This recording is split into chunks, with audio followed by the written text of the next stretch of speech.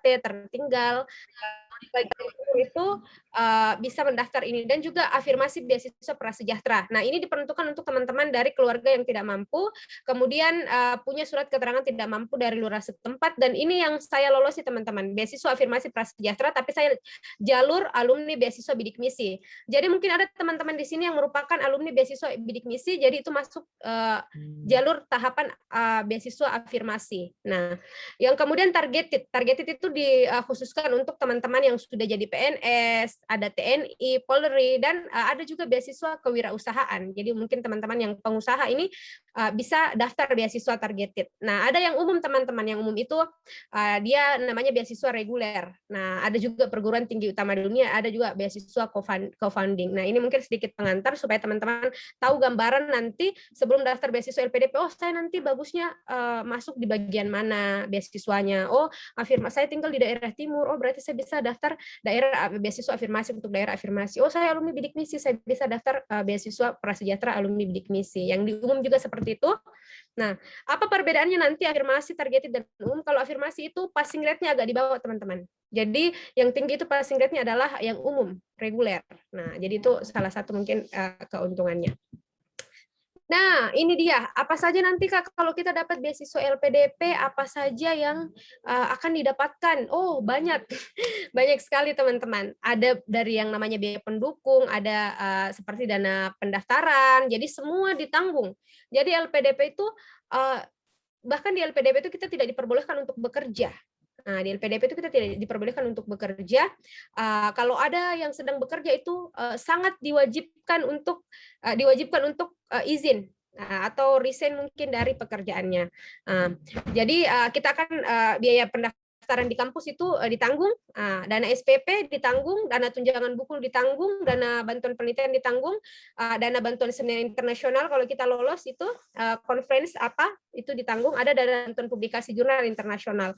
Jadi semua ditanggung, termasuk dana transportasi kita, aplikasi visa bagi yang teman-teman melanjutkan di luar negeri, dana hidup bulanan, dana kedatangan, dana tunjangan keluarga, itu semua ditanggung. Bahkan ada dana keadaan darurat. Jadi semua uang buku, uang SPP, uang bulanan, pokoknya tidak ada yang perlu kita pikirkan. Yang kita perlu pikirkan itu adalah bagaimana kita bisa belajar dengan baik, kemudian nilai kita bagus, kemudian nanti kita bisa lolos tepat waktu. Karena nilai itu ada yang namanya akunisi Monef, dan itu nanti kita memasukkan nilai kita setiap semester. Jadi memang sangat dianjurkan untuk fokus, makanya kita dilarang untuk bekerja. Ini sedikit gambaran komponennya ya teman-teman yang akan kita dapatkan ketika kita dapat beasiswa LPDP. Kak, persyaratan umum untuk daftar beasiswa LPDP itu apa saja, Kak? Nah, teman-teman sebenarnya ini bisa teman-teman baca di buklet ya. Teman-teman bisa buka websitenya LPDP, itu sangat jelas di bukletnya itu tentang panduannya. Nah, yang jelas teman-teman itu merupakan warga negara Indonesia, kita harus ada ini tahap administrasi, ada surat rekomendasi dari akademik atau pimpinan ketika teman-teman bekerja, ada ini penting, sertifikat TOEFL atau IELTS. Nah, S1 untuk program master dan S2 tidak sedang menempuh studi di jenjang yang sama. Jadi teman-teman yang sedang S2 kemudian mau melanjutkan lagi S2-nya itu sudah tidak bisa. Nah, jadi tidak boleh double degree seperti itu. Jadi harus kalau sudah S1, S2, kalau yang sudah S2 ya mungkin bisa daftar S3, tidak boleh daftar S2 lagi seperti itu. Kemudian memilih perguruan tinggi di list LPDP. Itu tadi yang saya katakan harus ada beberapa list-list dan ini sudah ada juga di websitenya LPDP teman-teman, tinggal baca kampus-kampus apa saja ya, pastinya yang dapat prestasi, yang rankingnya bagus seperti itu. Kemudian ada surat pernyataan yang akan ditandatangani, kemudian ya pastinya kita akan mengisi dan mensubmit pendaftaran. Nah, ini tadi pendaftar lulus S2 tidak boleh daftar program S2, begitu juga S3 tidak boleh daftar program S3. Jadi seperti itu. Nah, ini yang akan diupload KTP. Ini untuk administrasi teman-teman, KTP, ada surat pernyataan sesuai format LPDP, surat rekomendasi, ijazah, LOE jika ada. Saya kemarin jalur LOE, jadi saya lulus memang di UGM, kemudian saya daftar jalur LOE dan alhamdulillah lolos. Kemudian surat izin, transkrip itu teman-teman perlu siapkan. Kemudian sertifikat bahasa asing, kemudian esai. Nah, ini esainya ini kita ketik langsung di portal pendaftaran, ada nanti. Nah, tahapan ini untuk tahapan seleksinya. Nah, ini ada seleksi administrasi teman-teman. Yang kedua itu kita akan, kalau sudah lulus seleksi administrasi, kita akan seleksi substansi akademik, tes bakat skolastik, ada seleksi substansi kebangsaan. Nah, kemudian ada seleksi wawancara. Nah, kemudian setelah diseleksi di akhir itu teman-teman dihitung skornya kita, di ranking, kemudian apakah kita masuk prioritas bidang yang diinginkan oleh PDP atau tidak. Nah, ini banyak kasus teman-teman yang saya daftar kemarin sama mendaftar, jadi nilai wawancaranya itu memenuhi, bahkan nilai skornya itu lebih tinggi dari saya, tapi ternyata dia tidak direkomendasikan oleh salah satu pewawancara. Jadi sistemnya LPDP begitu, setinggi apapun nilai wawancara, tapi kalau ada satu pewawancara yang tidak merekomendasikan Anda, karena tahun 2021 itu 2 pewawancaranya, jadi kalau kita tidak rekomendasikan salah satu pewawancara, maka kita tetap tidak akan lolos. Jadi seperti itu teman-teman. Jadi ini perlu tips dan trik khususnya nanti di tahap wawancara. Nah, seperti itu. Jadi meskipun skornya teman-teman tinggi, tapi kalau tidak direkomendasikan ya itu tidak akan lulus. Ini tadi ya ada 3 seleksi ya. Ada 3 seleksi, 4 ya. Tapi untuk substansi dan substansi kebangsaan dan TBS atau tes bakat skolastik itu bersamaan. Jadi 3. Nah, ini bagaimana tips menghadapi proses seleksi, Kak? Ya, kita pastinya harus research jenis beasiswa yang sesuai. Nah, tadi teman-teman sudah saya paparkan bahwa beasiswa LPDP itu ada 3, afirmasi, targeted, dan reguler. Yang umum, teman-teman bisa tahu, masuk di kategori mana teman-teman yang bisa daftar. Kemudian baca dengan teliti ketentuan persyaratan. Nah, jadi di tahap administrasi itu sebelum upload teman-teman, betul-betul teman-teman harus rajin membaca, teliti membaca panduan. Nah, jadi seperti itu, jangan sampai salah membaca panduan, itu sangat fatal. Nah, bahkan pantau tanggal penting. Jadi kita harus catat tanggal-tanggal penting. Oh, tanggal ini harus submit pendaftaran. Jangan sampai teman-teman sudah menyiapkan berkas tapi lewat pendaftaran itu kan juga tidak bisa submit pendaftaran. Nah, kemudian nanti teman-teman akan ada mock interview, review essay dulu teman-teman, essay yang sudah teman-teman tulis itu baiknya direview bagi senior-senior ataupun orang-orang yang sudah lolos LPDP sebelumnya. Itu sangat penting. Bahkan essay saya itu direview 3 kali rombak kemudian upload. Nah, kemudian ada mock interview nanti yang terakhir itu pasti teman-teman harus menjaga kesehatan. Karena sejauh apapun persiapan yang teman-teman lakukan, tapi di akhir teman-teman itu drop, nah itu kan sama halnya teman-teman sia-sia. Jadi kesehatan juga itu penting. Nah, ini beasiswa reguler, sasarannya ini mungkin ya. Ini IPK minimalnya 3 ya. Kemudian usia maksimal untuk 35 tahun, ini yang dalam negeri ya. Untuk magister 35 tahun, teman-teman. Bentar.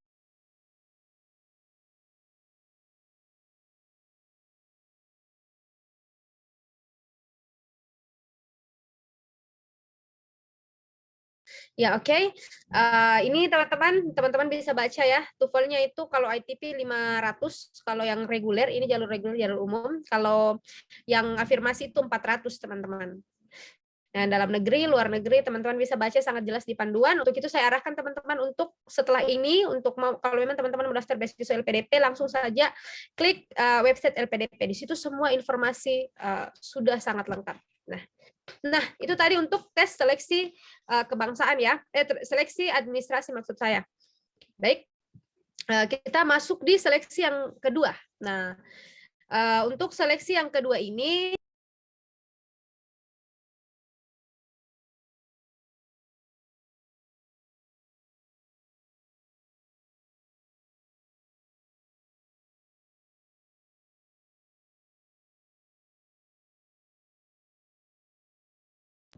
oke, untuk seleksi yang kedua ini teman-teman, kita ada untuk seleksi substansi akademik tes bakat skolastik, jadi istilahnya itu TBS ya. Teman-teman, untuk yang TBS itu ada 3 teman-teman yang perlu nanti soalnya nanti ini tidak ada, ini pengalaman saya dan seingat saya, jadi ini tidak ada di website LPDP berapa jumlah soalnya. apa-apa komponen soalnya. Jadi ini saya share karena saya sempat catat kemarin di tahap substansi akademik dan kebangsaan. Jadi untuk teman-teman yang lolos administrasi untuk LPDP tahap 2 ini, gelombang kedua ya, gelombang kedua di tahun 2021 ini, teman-teman akan menghadapi seleksi substansi akademik dan kebangsaan. Nah, untuk substansi akademik ada beberapa poin teman-teman yang harus teman-teman catat, kalau perlu di capture ya teman-teman. Fokus saja mempelajari ini yang saya dapatkan, semoga tidak berbeda lagi komponen soalnya. Untuk soal penalaran verbal itu ada 23 soal dan kita diberikan waktu untuk menjawab 30 menit. Nah, komponen soalnya itu adalah terdiri dari soal analogi, logis, dan analitis. Nah, jadi teman-teman banyak-banyak mempelajari contoh-contoh soal itu di internet. Nah, kemudian yang kedua itu ada penalaran kuantitatif. Ini jumlah soalnya ini 25 soal, jadi 40 menit. Jadi ada terdiri dari deretan bilangan, aritmatika, dan aljabar, kecukupan data. Nah, yang ketiga itu adalah pemecahan masalah. Jadi akan ada 12 soal, dan di tes pemecahan masalah ini tuh soalnya cukup panjang ya teman-teman. Jadi memang teman-teman harus jeli membaca. Waktunya itu diberikan 20 menit. Dan ini ya yang disebut dengan tes substansi kebangsaan. Nah, jadi tes substansi kebangsaan itu bukan wawancara teman-teman. Kita akan diberikan yang namanya tes kebinekaan. Di situ semacam kita isi kuesioner kayak gitu, kuesioner. Misalnya soal-soalnya itu tentang ketika kamu berada di kelas, temanmu membawakan kamu makanan, kamu beda agama dengan dia, apa yang akan kamu lakukan? Apakah kamu langsung menolak memberikan makanan itu, menanyakan ini bahan dari mana, dan sebagainya. Jadi soal-soal seperti kalau di CPNS itu TKP, tapi lebih ke temanya itu toleransi, kemudian ya lebih ke toleransi nih kalau kebinekaan, suku, agama, ras, jadi seperti itu. Jadi kita akan dikasih 30 soal 45 menit. Dan untuk soal kebinekaan ini tidak masuk dalam poin penilaian untuk tes substansi akademik. Jadi skornya itu tidak dihitung, tapi akan menjadi bahan pertimbangan nanti teman-teman lolos di wawancara atau tidak. Nah, jadi dia tidak masuk nilainya ini, skornya ini tidak dihitung, tapi nanti akan sangat menjadi bahan pertimbangan untuk LPDP dimasukkan teman-teman di tahap wawancara. Jadi tetap diperhatikan. Nah, tips dan trik untuk yang wawancara ya, kita tadi sudah tes yang pertama itu, tahapan pertama itu adalah substansi administrasi, yang kedua itu substansi akademik, dan yang ketiga adalah wawancara. Nah, apa saja yang perlu teman-teman persiapkan kalau lolos sampai tahap wawancara? Tahapan ini adalah penentu teman-teman akan jadi awardee atau justru gagal jadi awardee. Nah, pastinya teman-teman, karena teman-teman tahun ini karena masih situasi pandemi COVID, jadi kita tesnya itu online. Yang perlu dipersiapkan yang pertama kali itu adalah dokumen administrasi. Jadi seluruh berkas yang teman-teman upload itu harus benar-benar sesuai dengan apa yang ada di panduan. Jadi baca panduan baik-baik. Kemudian pada saat wawancara teman-teman itu siapkan dokumen pendukung. Nah, misalnya teman-teman punya prestasi, teman-teman simpan sertifikatnya, buku, publikasi, foto kegiatan sosial, dan sebagainya. Dan ini saya lakukan kemarin, saya sempat untuk antisipasi, meskipun tidak diminta, tapi saya antisipasi itu karena online. Jadi saya buatkan PPT. Jadi saya masukkan di PPT apa-apa saja prestasi saya, kalau diminta bukti sertifikatnya, bukti dokumentasi kegiatan sosial saya, jadi saya buatkan PPT. Dan kita harus pahami dokumen, teman-teman. Nah, dokumen yang di sini, teman-teman, itu lebih kepada esai yang sudah teman-teman tulis.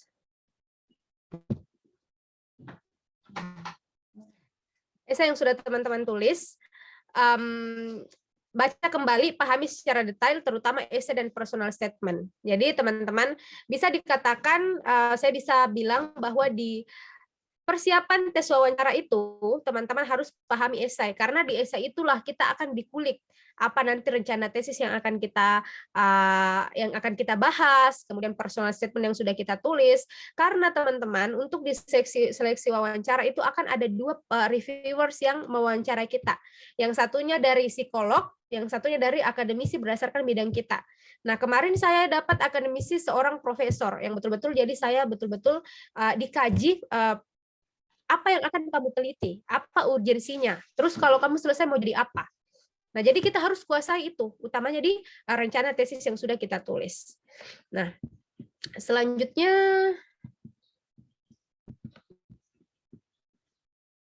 nah, kita harus melakukan mock-up interview, teman-teman. Jadi, kita usahakan list beberapa pertanyaan ya, yang kemungkinan akan muncul, buat siapkan jawabannya. Kemudian kita harus meminta penilaian kepada teman-teman atau orang-orang yang sudah jadi awardee. Minta pendapat atau penilaian dari orang-orang yang sudah jadi awardee terlebih dahulu, karena bisa jadi jawaban yang kita anggap baik itu belum tentu baik bagi orang. Nah, jadi usahakan kita simulasi wawancara. Saya bahkan simulasi wawancara kemarin sampai 7 kali dengan orang-orang yang berbeda. Selain itu melatih mental kita, itu juga bisa menjadi bahan masukan. Jadi setiap orang itu pasti punya pandangan masing-masing. Oh, baiknya kamu seperti ini dan sebagainya. Utamanya saya, karena saya adalah tipe orang yang ketika berbicara itu suka agak menggebu-gebu. Jadi pada saat wawancara saya rem-rem sedikit itu, teman-teman. Itu karena bisa jadi ada pewawancara yang tidak senang dengan cara kita. Jadi seperti itu. Jadi di wawancara itu kita tetap diminta untuk jadi diri sendiri, tapi jadi diri sendirinya ini bukan berarti ya kita orangnya ceplos-ceplos, kalau bicara maka kita harus seperti, tapi ada beberapa hal-hal yang harus kita hindari pada saat wawancara. Nah, kemudian kita harus lakukan simulasi. Ya, ini tadi yang saya sampaikan, bahwa kita harus lakukan simulasi dengan teman pendaftar atau awardee. Nah, oke. Jadi kalau ada teman-teman yang punya teman juga yang sedang mendaftar beasiswa LPDP, teman-teman bisa buat kelompok belajar. Saya manfaatkan itu kemarin pada saat saya belajar kelompok untuk tes bakat skolastik atau tes substansi akademik dan juga wawancara. Jadi kami berkelompok, kami sharing, oh coba kemungkinan besar saya dapat info bisa jadi pewawancara menanyakan hal seperti ini. Nah, kemudian kita harus latihan speaking, teman-teman. Jadi untuk menjawab pertanyaan baik dalam bahasa Indonesia maupun bahasa Inggris. Jangan pernah bilang teman-teman ini tujuannya kampus dalam negeri, teman-teman tidak akan ditanya pertanyaan bahasa Inggris, bisa jadi. Karena ada teman saya kemarin ditanya beberapa pertanyaan bahasa Inggris. Jadi seperti itu. Nah, jadi latihan speaking ini sangat penting, karena sebagus apapun esai yang teman-teman tulis, tapi pada saat menyampaikan nanti inti dari esai yang teman-teman tulis itu tidak bagus, itu sama saja bohong seperti itu. Nilainya pasti akan kurang. Jadi kemampuan menyampaikan gagasan ini sangat perlu, dan itu teman-teman perlu latihan. Kalau perlu, kalau teman-teman ini tipe orang yang bukan orang yang pandai berbicara di depan umum, tidak pede, ya mulai sekarang teman-teman harus latihan. Nah, karena yang dinilai itu bukan cuma esai, tapi kemampuan teman-teman menyampaikan gagasan, menyampaikan jawaban menyampaikan jawaban yang telah diberikan oleh pewawancara itu sangat penting. Jadi teman-teman itu latihan public speaking. Kemudian adalah riset pertanyaan. Teman-teman tadi sudah sampaikan, buat list pertanyaan dan jawab sebaik mungkin. Saya kemarin itu buat beberapa list pertanyaan. Oh, kira-kira saya akan ditanya seperti ini, saya akan ditanya seperti ini. Kemudian saya siapkan jawabannya. Tapi jangan menghafal. Nah, pahami jawaban, jangan menghafal jawaban, karena itu akan terkesan pewawancara itu akan tahu. Kemarin ada salah seorang teman saya yang pada saat dia wawancara, dia menjawab di luar apa yang ditanyakan oleh pewawancara, karena mungkin jawaban dari pertanyaan yang sudah dia siapkan sebelumnya itu terkonsep dalam kepalanya, sehingga dia kayak tidak nyambung menyampaikan jawaban, sehingga pewawancaranya bilang, tolong jawab sesuai apa yang kami tanyakan, jangan jawab seperti apa yang kamu konsep. Jadi ini sangat penting. Oke, next. Nah, tips yang lain yang perlu teman-teman lakukan saat wawancara itu, yang pertama, ini teman-teman, berdoa dan minta doa kepada orang tua. Nah, jadi ini adalah tips di luar ini ya, yang saya rincikan untuk teman-teman. Karena sejauh apapun kita berusaha, kita harus pahami bahwa kita hanyalah seorang hamba yang hanya bisa berencana. Selebihnya itu ada zat yang maha menentukan, yaitu Allah Subhanahu wa Ta'ala. Untuk itu, sebelum wawancara teman-teman, ini minta juga doa kepada orang tua. Saya sangat amalkan ini kemarin sebelum saya wawancara, itu saya sempatkan 2 menit atau 5 menit sebelum wawancara, saya pasti telepon orang tua saya untuk minta didoakan semoga wawancara saya dilancarkan. Yang kedua, ini adalah percaya diri. Jangan tegang, santai tapi tetap sopan, tunjukkan bahwa Anda pantas. Nah, Percaya diri di sini teman-teman, terkadang jangan jadi orang yang terlalu apa ya, terlalu membanggakan diri. Percaya dengan kemampuan diri, tapi ketika menyampaikan, ketika ada prestasi ditanya, "Coba sebutkan apa prestasi Anda?"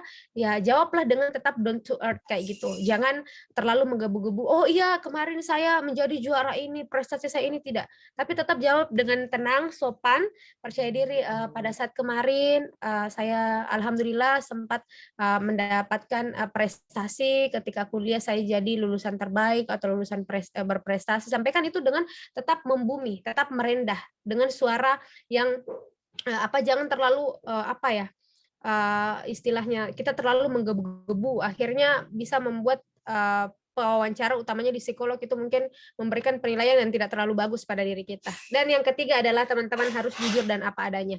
Jangan pernah dibuat-buat, jangan karena teman-teman prestasinya tidak banyak, kemudian teman-teman mengarang prestasi, jangan sama sekali, karena pewawancara yang mewawancara kita itu adalah seorang psikolog, dia pasti tahu kalau kita berbohong, dan itu pasti akan sangat fatal untuk menentukan teman-teman lolos di tahap wawancara atau tidak. Nah, jika kurang jelas, mintalah dengan sopan untuk diperjelas. Nah, ketika teman-teman ada pertanyaan dari pewawancara dan menurut teman-teman itu kurang paham, teman-teman bisa meminta penjelasan. Mohon maaf Ibu, bisa diulang pertanyaannya, itu bisa sama sekali. Nah, yang keempat itu teman-teman menjawabnya itu harus to the point. Tidak usah basa-basi. Ditanya A, teman-teman menjawab dulu mulai dari B, kemudian ke C, baru ke A. Tidak. Jadi to the point, tidak usah basa-basi. Jawab dan jelas dan tidak mutar-mutar. Nah, biasanya untuk menjawab itu bisa ya, ketika ditanya, saya kemarin sempat ditanya soal ini, saya ditanya tentang apa prestasi yang terbesar menurutmu? Ya, saya jawab, prestasi yang saya cukup besar menurut saya itu adalah ketika saya menjadi volunteer pada saat, Sulawesi Barat gempa kemarin. Nah, terus saya ditanya, "Kenapa kamu, menganggap itu sebagai prestasi terbaikmu?" Di sini saya lihat, kamu sudah juara satu lomba karya tulis ilmiah, jadi wisudawan berprestasi. Ya, saya mengatakan bahwa, menurut saya prestasi, terbesar itu kan pernah dipersempit hanya dalam ketika kita mengangkat piala, ketika kita mendapat penghargaan, menjadi duta A, duta B, tapi prestasi menurut saya, prestasi terbaik saya itu adalah ketika saya bisa bermanfaat untuk orang banyak. Nah, jadi saya sampaikan itu. Ya, jadi itu poinnya bilang, oh karena kalau prestasi saya pikir pewawancara itu sebelum membaca mewawancara kita dia juga baca CV kita. Jadi usahakan ada sesuatu yang jadi pembeda. Jadi itu bisa membuat pewawancara, oh ternyata dia tidak hanya di akademiknya unggul, di prestasi atau kompetisinya juga unggul, tapi ternyata jiwa sosialnya juga tinggi. Karena salah satu sosok yang dicari oleh LPDP itu adalah sosok yang telah memberikan kontribusi. Entah itu melalui kompetisi, teman-teman juara, dari kegiatan-kegiatan sosial. Jadi untuk teman-teman di sini yang merasa, wah IPK saya biasa-biasa saja Kak, kemudian saya waktu kuliah kompetisinya juga kurang, teman-teman pasti punya satu hal yang bisa menjadi branding diri teman-teman. Nah, ya bisa jadi dari kegiatan-kegiatan sosial teman-teman dan sebagainya. Nah, kemudian perhatikan body language-nya teman-teman, senyum, duduk dengan tegap, jangan teman-teman sampai-sampai menjawab seperti ini, jangan ya. Jadi betul-betul harus duduk, utamakan senyum. Sebelum menjawab, saya selalu bilang mohon izin menjawab Ibu, jadi kesannya kita lebih sopan. Kemudian tatap mata saat berbicara, jadi kalau pewawancara ini memberikan kita pertanyaan, jangan nunduk ya, itu sangat fatal ya. Jadi tatap mata pewawancara, karena kita virtual mungkin teman-teman bisa melihat ke kamera seperti itu. Jadi tetap senyum, jangan murung dan sebagainya, perhatikan body language-nya kita karena itu semua dinilai. Kemudian berikan kesan bisa melalui karya, cara menjawab yang khas atau sikap. Jadi berikan kesan yang baik ketika kita wawancara, jangan sampai ada hal-hal yang membuat yang tidak disukai oleh interviewer, mulai dari cara kita menjawab, usahakan menjawab dengan bahasa yang sopan, kemudian ketika ingin menyampaikan prestasi tetap membumi, jangan terkesan sombong. Jadi seperti itu, berikan kesan entah teman-teman di akhir mungkin bisa menutup bahwa saya orangnya begini-begini.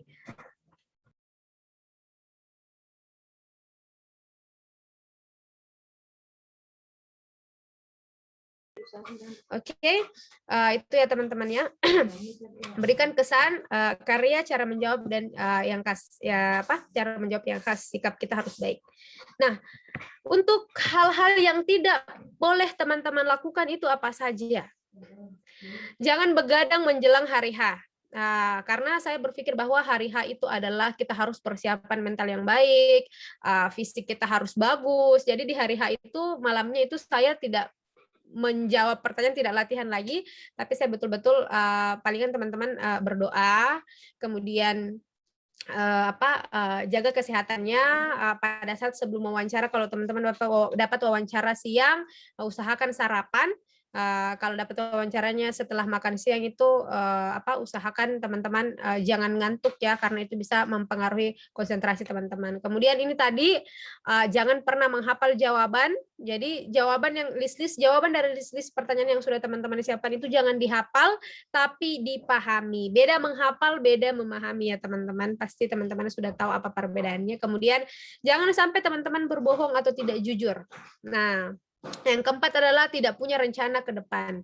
Ketika teman-teman ditanya kenapa mau melanjutkan S2 di luar negeri, misalnya kenapa ingin melanjutkan S2 misalnya, ya teman-teman tidak punya rencana, ya hanya ingin melanjutkan S2 untuk mendapatkan gelar ya, itu sama sekali teman-teman tidak punya rencana. Usahakan teman-teman menjawab sesuai dengan apa rencana hidup teman-teman yang sudah teman-teman tuliskan di esai. Misalnya saya ingin menjadi seorang dosen, saya ingin menjadi seorang praktisi yang ahli di bidang hukum tertentu seperti saya, makanya saya menyampaikan itu. Kemudian jangan sampai menjawab secara ragu dan tidak konsisten. Nah, di awal teman-teman mengatakan bahwa teman-teman mau jadi dosen, tiba-tiba teman-teman mengatakan lagi saya ingin menjadi seorang praktisi, ya. Itu akan membuat interviewer menganggap bahwa teman-teman tidak konsisten dalam menjawab. Dan ini saya dapatkan pada saat seleksi wawancara kemarin. Teman-teman sedikit sharing, pada saat seleksi wawancara kemarin itu saya sempat ditanya, karena di esai saya itu saya tuliskan bahwa saya ingin menjadi seorang praktisi di bidang hukum tata negara yang fokus pada pelayanan publik, maka si wawancara ini bertanya ke saya, tinggalnya di mana? Di Sulbar ya? Iya. Kenapa kamu tidak jadi akademisi saja? Di Sulbar itu bukannya perguruan tingginya itu masih satu. Nah, saya ditanya seperti itu. Nah, jadi pewawancaranya ini mengarahkan saya untuk menjadi seorang akademisi. Tapi saya tetap konsisten dengan apa yang sudah saya tulis di esai. Saya mengatakan bahwa saya memang ingin menjadi seorang praktisi di bidang hukum, karena ketika saya menjadi seorang praktisi maka secara tidak langsung saya tetap bisa berkontribusi pada bidang dunia akademisi dengan cara menjadi ahli di bidang tertentu, kemudian saya bisa menjadi dosen tamu dan sebagainya. Jadi seperti itu, jangan sampai tiba-tiba karena kita ingin diloloskan sama pewawancaranya sehingga pewawancara itu mengarahkan kita untuk memilih rencana hidup atau rencana apa yang akan kita lakukan setelah lulus di luar dari esai kita. Itu bisa jadi jebakan teman-teman. Nah, jadi tetap konsisten dan sampaikan dengan yakin, tegas bahwa kenapa teman-teman memilih seperti itu. Nah, itu kemarin saya dapatkan dan saya bilang, kenapa tidak jadi dosen saja? Kalau jadi dosen ilmu bisa berkembang dan sebagainya. Kenapa mau kembali menjadi praktisi hukum di ombudsman? Nah, seperti itu. Ya, saya jawab sesuai dengan ada yang di esai saya seperti itu. Kemudian jangan sampai teman-teman terlihat minder. Percayalah teman-teman, kita ini setiap manusia itu punya kelebihan dan keunggulan masing-masing. Kalau teman-teman tidak unggul mungkin di bidang prestasi, mungkin teman-teman unggul dalam kegiatan sosial, atau mungkin teman-teman di sini unggul dalam bidang seni, pasti teman-teman punya keunggulan masing-masing. Jadi jangan minder dengan apa yang sudah kita punya, kita sudah bisa sampai di tahap wawancara, itu berarti kita adalah salah satu dari yang terbaik. Tinggal teman-teman tunjukkan poin apa yang bisa membuat pewawancara yakin harus memilih Anda untuk menjadi awardee. Kemudian jangan sampai juga terlalu percaya diri teman-teman. Itu yang saya sampaikan tadi, show up ya, jangan terlalu show up. Jadi sampaikan tetap dengan down to earth, saya bilang beberapa kali, karena ini sangat penting. Banyak orang-orang yang pintar, tapi ternyata dia jatuh di tahap wawancara karena cara penyampaiannya tidak bagus. Dia terlalu percaya diri. Percaya diri itu boleh, tapi jangan terlalu. Nah, jadi seperti itu. Jangan sampai menyampaikan jawaban yang flat atau datar. Jadi terlalu diperlukan kemampuan public speaking yang baik. Contoh pertanyaan yang akan teman-teman dapatkan nanti pada saat wawancara LPDP, misalnya, pengetahuan tentang program studi dan universitas tujuan. Dan ini hampir ditanyakan sih, saya ditanya kemarin, kenapa memilih UGM, kenapa memilih program studi di universitas itu, kemudian kenapa memilih universitas di dalam negeri bukan di luar negeri. Nah, itu kita akan tanya. Kemudian ini saya ditanya kemarin, siapa Prof yang akan membantu tesis Anda nanti, sudah sejauh apa persiapan tesis Anda. Nah, jadi saya kemarin menyampaikan di awal kenapa memilih UGM. Saya bilang bahwa di UGM itu terkenal dengan ahli hukum tata negaranya, dan saya cukup kenal dengan salah seorang dosen dan pakar hukum tata negara Indonesia, Zainal Arifin Mohtar. Kalau anak hukum mungkin tidak asing lagi dengan nama beliau. Kemudian saya sudah mengontak beliau untuk nanti jadi pembimbing saya.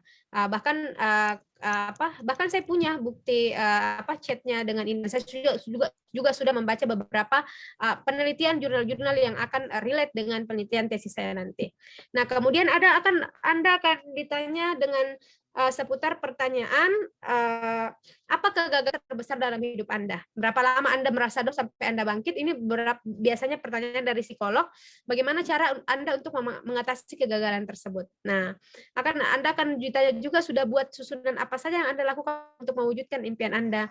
Nah, Anda juga akan ditanya nanti ketika tidak lolos LPDP, apa yang Anda akan lakukan?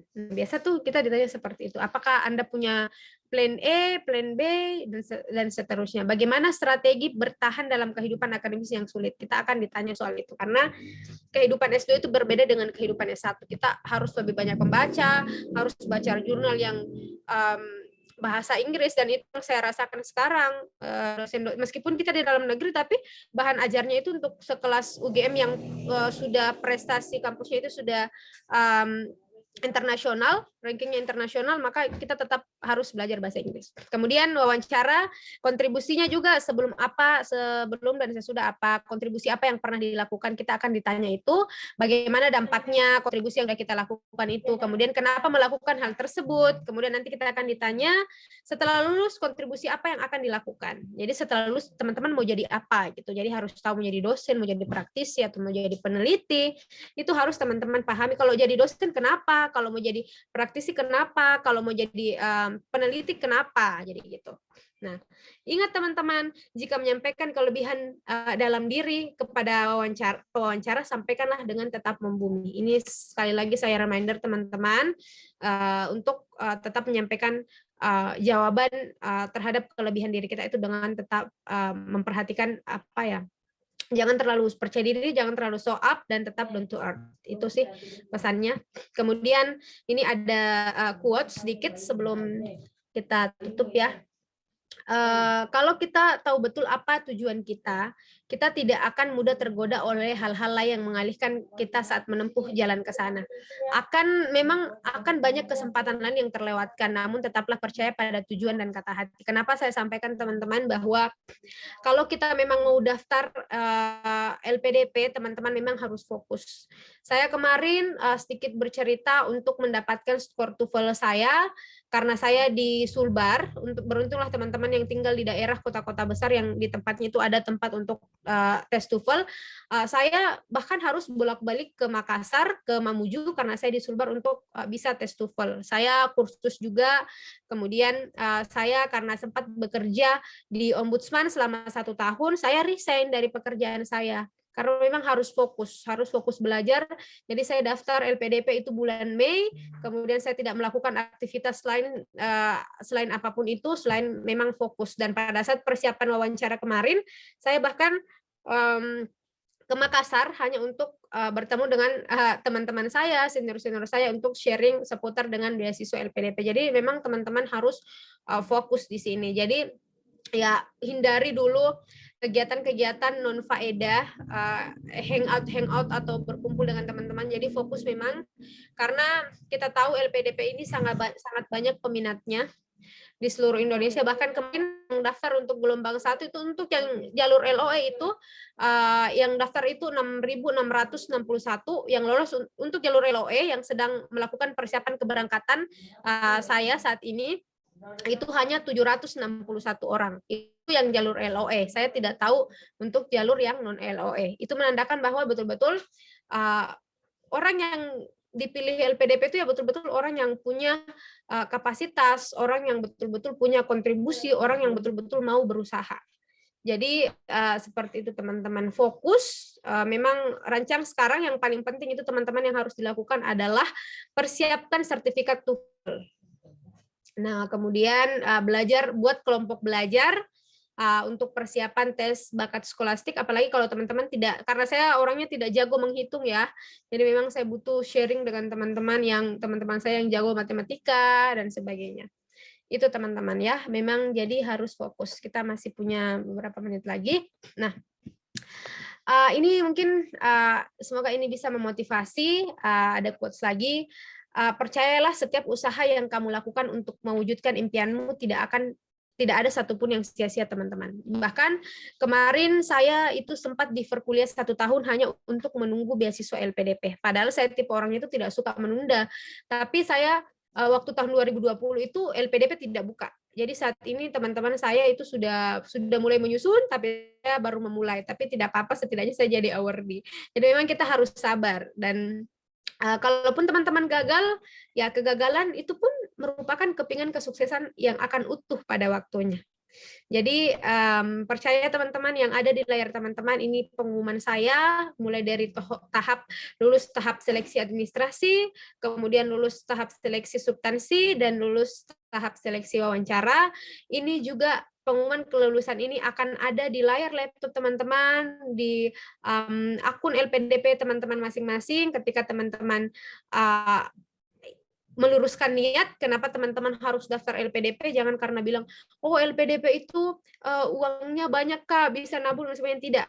Tapi luruskan niat itu kenapa? Ya betul-betul luruskan niat teman-teman ini mau memberikan kontribusi untuk negara di bidang keilmuan teman-teman masing-masing. Kemudian niat itu seperti yang saya sampaikan teman-teman, niat saja itu tidak cukup.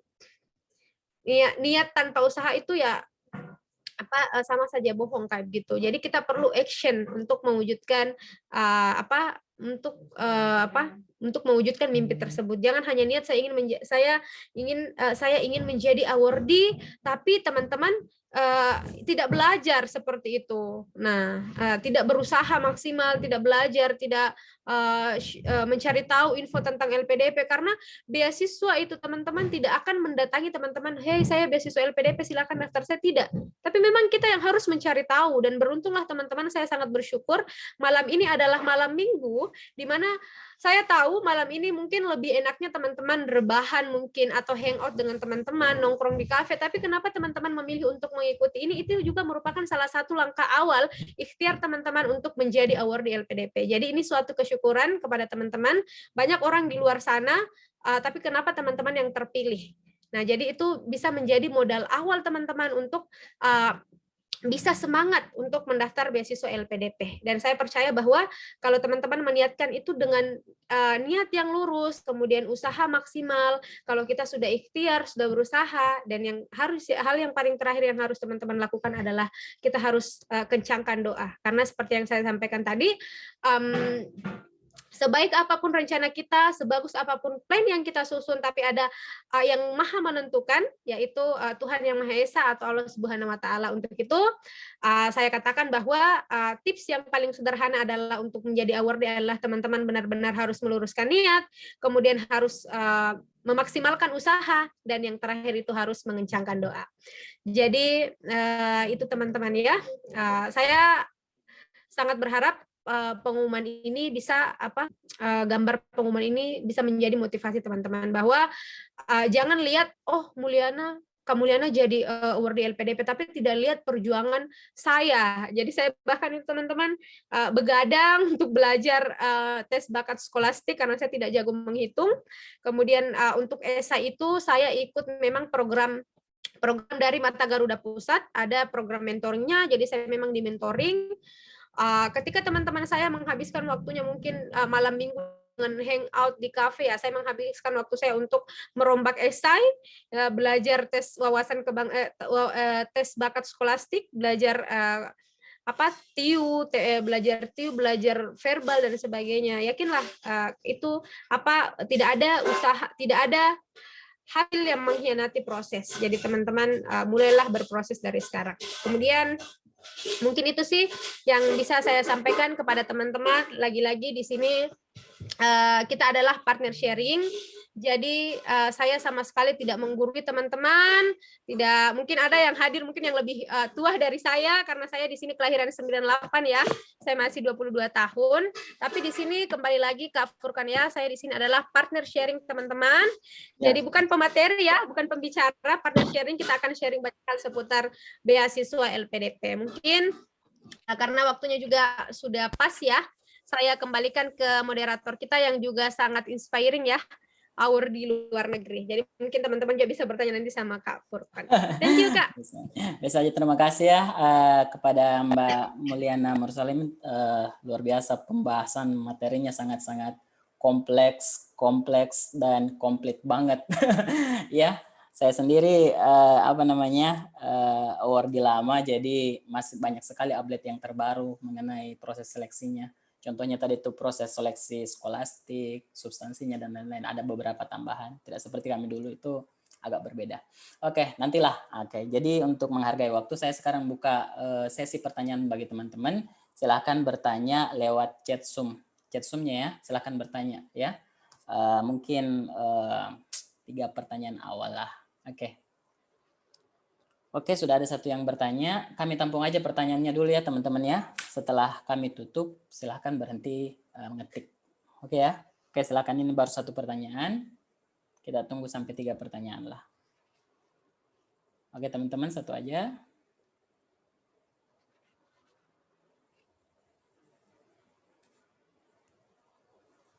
Oke, sudah ada 2. Oke. Ada 2 pertanyaan ya.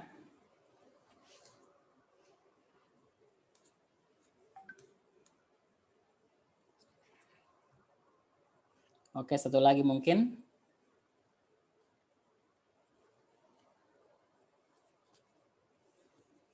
Atau 2 aja dulu ya. Oke, kita baca aja yang pertanyaan 2 yang pertama ya. Oke, jadi pertanyaannya begini loh. Bagaimana pertanyaannya? Oke. Selamat malam Mbak Mulyana. Perkenalkan, nama saya Safira Satriadi. Kebetulan saya baru lulus tahun 2021 ini, dan sama tahun ini saya sedang menempuh Magister Ilmu Hukum di Universitas Padjadjaran di Unpad. Wah, izin bertanya Mbak, apabila seperti saya sudah masuk semester 1 ini, masuk 1 semester di Universitas Padjadjaran, apakah tahun depan tetap bisa daftar dan mendapatkan beasiswa LPDP enggak? Oke, ini aja dulu Mbak. Kira-kira bagaimana Mbak Mursalim? Bisa nggak kalau sudah S1 gitu? Oke, silakan. Satu hal yang perlu digarisbawahi, LPDP itu tidak membiayai orang yang sudah ongoing. Tidak boleh teman-teman. Jadi beasiswa LPDP ini diperuntukkan untuk orang yang belum kuliah. Sedangkan kalau teman-teman sudah menempuh pendidikan satu semester, entah itu 1 semester, setengah semester, yang jelas teman-teman sudah terdaftar menjadi mahasiswa, magister, itu kan dinyatakan ongoing. Jadi tidak bisa. Nah, itulah kemarin strategi yang saya lakukan teman-teman. Jadi saya sudah lulus, tapi saya defer kuliah. Nah, keunggulannya lagi adalah kelebihannya saya bisa dapat LOA. Nah, bahkan bisa dikatakan bahwa orang yang punya LOE itu jadi bahan pertimbangan utama bagi pewawancara, karena kita sudah lolos. Oh, ini kampusnya kita sudah diterima nih, pasti akan mempertimbangkan. Oh, beda dengan orang-orang yang belum punya LOE. Tapi ada juga yang mengatakan bahwa itu tidak ada sama sekali dengan kaitannya apakah kita lolos atau tidak. Tapi kalau menurut saya pribadi itu ada poin tersendirinya menurut saya. Nah, jadi mungkin yang perlu digarisbawahi, Safira Satriadi mungkin tidak bisa untuk mendaftar beasiswa LPDP karena tidak boleh ongoing. Nah, inilah kemarin juga yang fatal, ada teman saya mendaftar, dia sama-sama defer kuliah, tapi fatalnya dia tidak mencantumkan surat keterangan defer kuliah. Hanya mencantumkan LOE, dan di LOE itu masa berlakunya sudah habis. Nah, makanya kita butuh surat defer kuliah. Nah, sekarang dia sudah menjalani perkuliahan 1 semester dengan saya, dan dia lolos LPDP, tapi di situ dia tidak termasuk sebagai yang daftar lewat jalur LOE. Akibatnya apa? Dia tidak harus melepaskan beasiswa LPDP-nya dan melanjutkan pendidikannya. Jadi memang, jadi kalau mau ambil LPDP ya harus mengundurkan diri dari kampus UGM. Jadi seperti itu. Jadi Luar tidak biasa. boleh ya, dan itu syarat apa ya, syarat mutlak ya Kak Furkon ya. Siap. Yang nggak boleh Memang ongoing. sekarang ini karena katanya LPDP sudah ketat ya, nggak seperti dulu masih banyak yang double lah. Kalau sekarang mungkin sudah Ya, benar yang diperbaiki. tidak ketahuan ya. Nah, tapi Oke, teman-teman ini ya, saya sarankan mungkin teman-teman bisa daftar beasiswa lain ya kalau betul teman-teman sekali. ada beasiswa juga, karena Hmm. teman-teman saya tidak lolos di LPDP itu banyak beasiswa unggulan, ada juga beasiswa dari Ya, kampus. Tapi betul. mungkin rezeki bukan di LPDP. Ya, Iya. gitu. BU juga bagus itu, BU beasiswa unggulan. Ya, Dia bisa biaya kita meskipun kita sudah ongoing, misalnya sudah semester 1, ya, semester benar. 2 bisa daftar BU. Tidak bisa, Pak. Bukan Semester 3. LPDP aja, banyak sekali sebenarnya. Cuman biasa teman-teman ya ada yang agak malas searching. Padahal itu Ya, beasiswa teman-teman itu bejibun itu di Google itu silakan cari aja. ya. Memang branding LPDP itu memang jauh lebih ini ya, karena kita lihat dari awardee-nya. Bahkan sekarang saya teman-teman sedang menjalani PK, dan saya meskipun PK-nya online, teman-teman lihat background saya ini PK untuk hari Senin nanti, tapi kita akan bertemu dengan orang-orang yang luar biasa. Bahkan kemarin di PK saya materinya itu Kak, ada Pak Ganjar,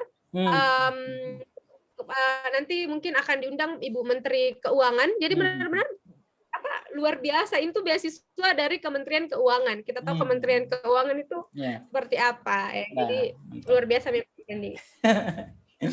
Banyak nih peminatnya, jadi teman-teman harus meningkatkan kualitas juga. Siap. Oke, kita pindah ke pertanyaan kedua ya. Assalamualaikum Kak, perkenalkan nama saya Rosa Nurani, izin bertanya Kak, bagaimana kalau pada saat mendaftar untuk pertama kali ternyata gagal? Apakah masih ada kesempatan lagi untuk mendaftar kedua kalinya? Oke, bagaimana? Ada dong. Untuk mendaftar LPDP itu gagal 1 kali, gagal 2 kali, gagal 3 kali. Bahkan ada senior saya yang sampai gagal 3 kali. Ya, tahun keberuntungan itu pada saat daftar ke-4 kali. Nah, jadi beda-beda rezekinya orang. Mungkin alhamdulillah sekali saya 1 kali daftar dan langsung lolos, alhamdulillah. Itu rezeki, bukan karena saya pintar, tidak, tapi lagi rezeki saya kayaknya beruntung nih. Nah, bisa teman-teman. Bahkan untuk kan LPDP setiap tahun itu, insya Allah tahun ini itu ada dua kali dua tahap ya. Ada gelombang 1, ada gelombang 2. Nah, untuk gelombang teman-teman yang tidak lolos di gelombang 1 itu, tapi yang tidak lolos sampai tahap wawancara, misalnya teman-teman gagal di tahap kedua, TBS, tes bakat skolastik atau tes substansi akademik dan kebangsaan, teman-teman gagal di situ, teman-teman masih berkesempatan untuk daftar di gelombang berikutnya, di gelombang 2. Banyak teman-teman saya yang jatuh di TBS, karena betul-betul soalnya TBS ini berbeda Kak, dengan soal-soal tahun sebelumnya. Sangat berbeda tadi.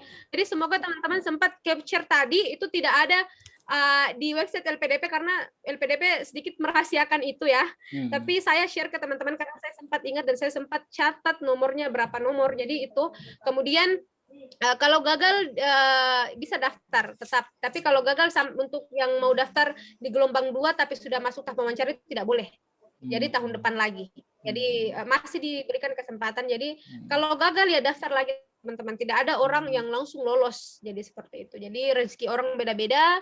Kalau gagal masih diberikan kesempatan, dan yang perlu teman-teman ketahui bahwa kuota LPDP itu tidak ada teman-teman. Jadi kalau ada yang tanya, Kak, kuota LPDP berapa?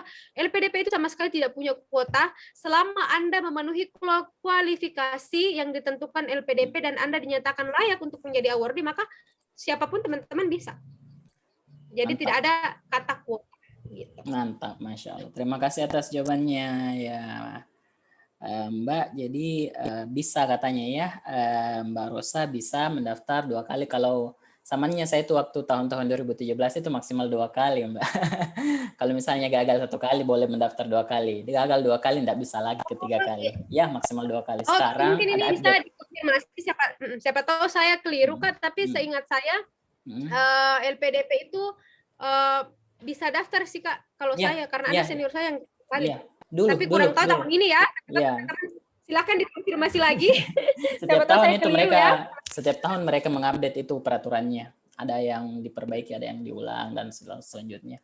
Sekarang itu saya juga tadi mendengarkan materinya dengan sangat seksama, khususnya untuk tes bakat skolastik, ya tes TWK, TI, TU dan lain-lain itu waktu masa saya kan tidak ada. Tapi sepertinya Oh. pihak LPDP, saya dulu cuma 3 loh. Saya cuman administrasi.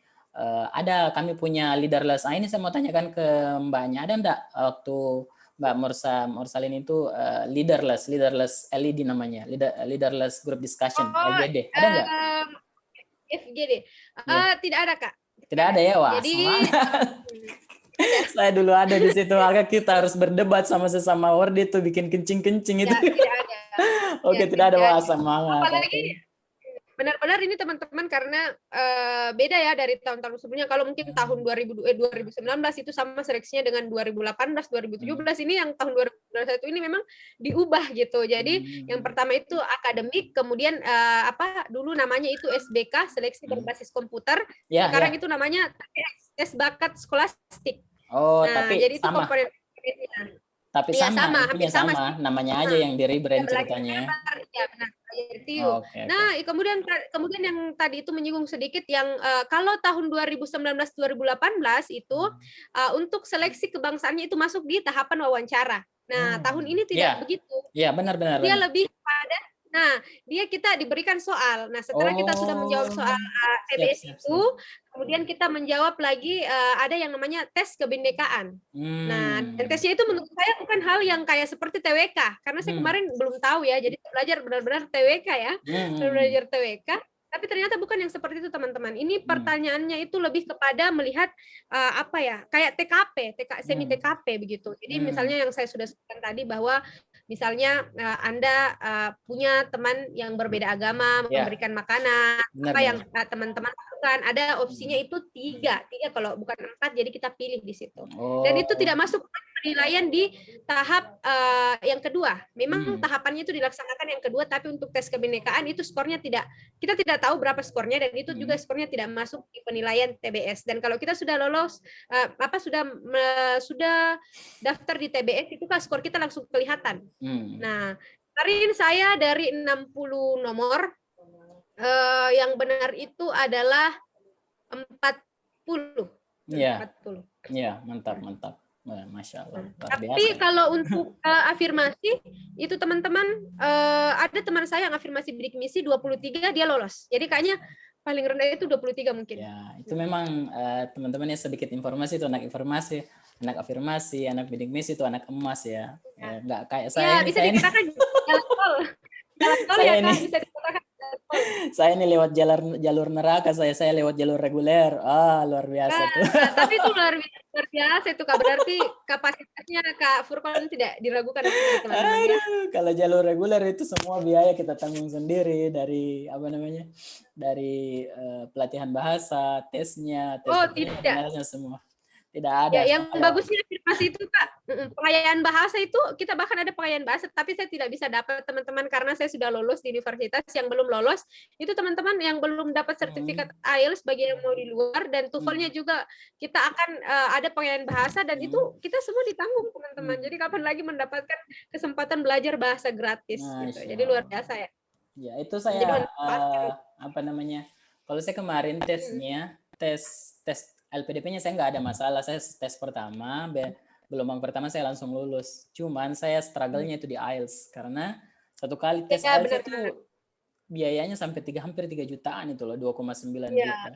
Dan itu saya sampai pada saat itu saya belum tahu apa-apa itu IELTS, dan ya gitu saya kira dia kayak TOEFL, ya asal gambling aja. Tapi ternyata lebih dari itu ya, Kak. Saya harus tes sampai berapa kali? Kemarin sampai 5 kali. Kali-kali 5 kali 3 itu sampai 15 juta habis untuk tes IELTS doang itu. Tapi ya begitulah, setiap orang beda-beda anunya, beda-beda ceritanya. Jadi ya dinikmati aja lah. Oke, pertanyaan terakhir untuk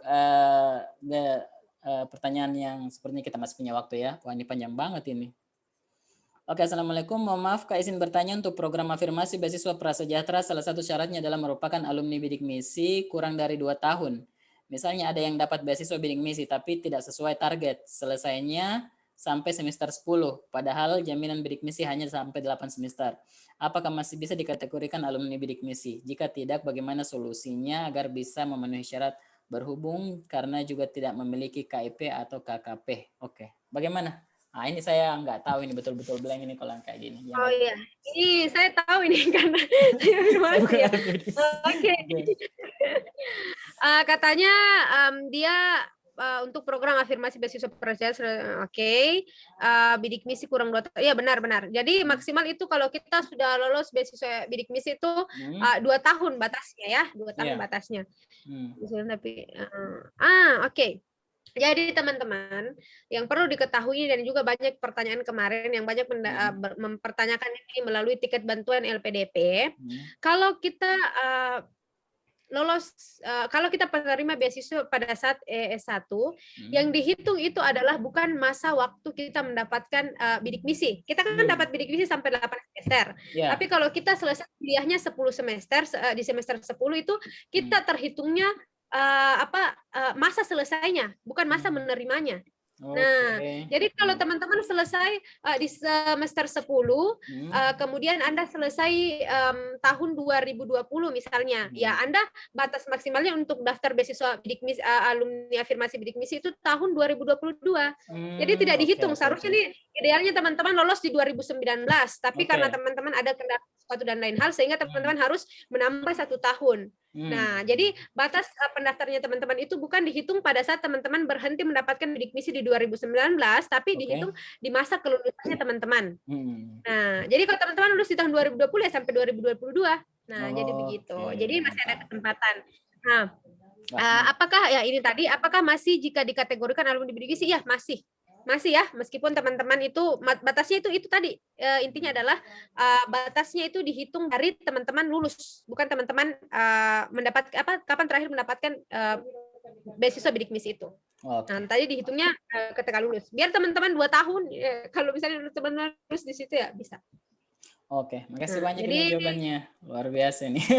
Saya nggak ada bayangan di sini karena saya juga bukan alumni bidik misi. Luar biasa nih Mbak Melian, ini sudah alumni bidik misi, dapat afirmasi lagi. Wah, luar biasa nih.